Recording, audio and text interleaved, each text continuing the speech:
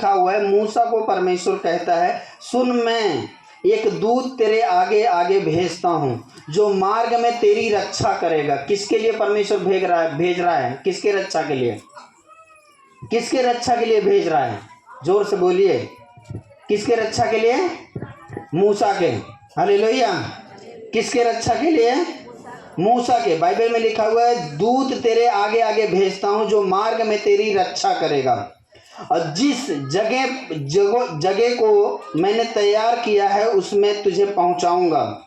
और उसके सामने, अब यहाँ पे बात आ रहा है कि वो कितना पावर रखा, उसके सामने सावधान रहना, उसकी मानना, यानी उसके अगुवाई में चलना। मैंने सुरक्षा गार्ड तो दिया है, लेकिन तुझे मालिक नहीं बनना है। तो हारून के सामने है, इजराइलियों के सामने है, 20 लाख 40 लाख सेना के सामने तू मालिक है, लेकिन उसके सामने तुझे मालिक नहीं बनना है। हालेलुया। इसमें लिखा, उसके सामने सावधान रहना और उसकी मानना, उसका विरोध ना करना, यानी जो कहे उसको मान लेना, उसके बातों का विरोध मत करना। इसमें लिखा विरोध ना करना, क्योंकि वह तुम्हारा अपराध क्षमा ना करेगा। यानी इस दूत के पास ये अधिकार है कि ये पाप को माफ कर सकता है। समझ रहे हैं ना बात को? हालेलुया। इस स्वर्गदूत के पास ये अधिकार है कि ये अपराधों को माफ कर सकता है और ना भी कर सकता है, इसके पास ये अधिकार है। इसमें लिखा हुआ है तुम्हारा अपराध क्षमा ना करेगा, इसलिए कि उसमें मेरा नाम रहता है। हालेलुया। अब ऐसा भी दूत है, आप बताओ, कि जिसमें परमेश्वर का नाम रहता है। ये भी एक अलग दूत है, इसीलिए इसके पास पावर ज़्यादा है, इसीलिए ये अलग इसके पास सामर्थ है, और इसीलिए इतना स्पेशल दूत परमेश्वर ने मूसा को दिया था।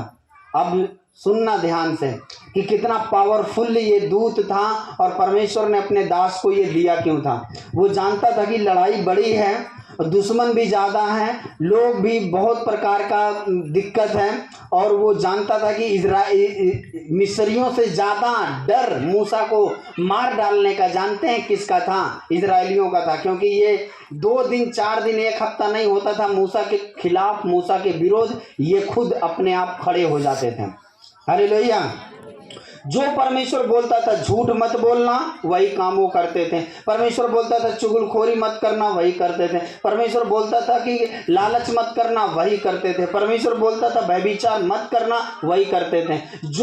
परमेश्वर मना करता था उसी पाप को ये करते थे। हालेलुया। और मूसा इनको बोलता था तो ये मूसा के खिलाफ खड़े हो जाते थे। हमारे पास खाना नहीं है, हमारे पास पानी नहीं है। इनको थोड़ी सी प्यास लगती थी तो मूसा के खिलाफ ये खड़े हो जाते थे। हालेलुया।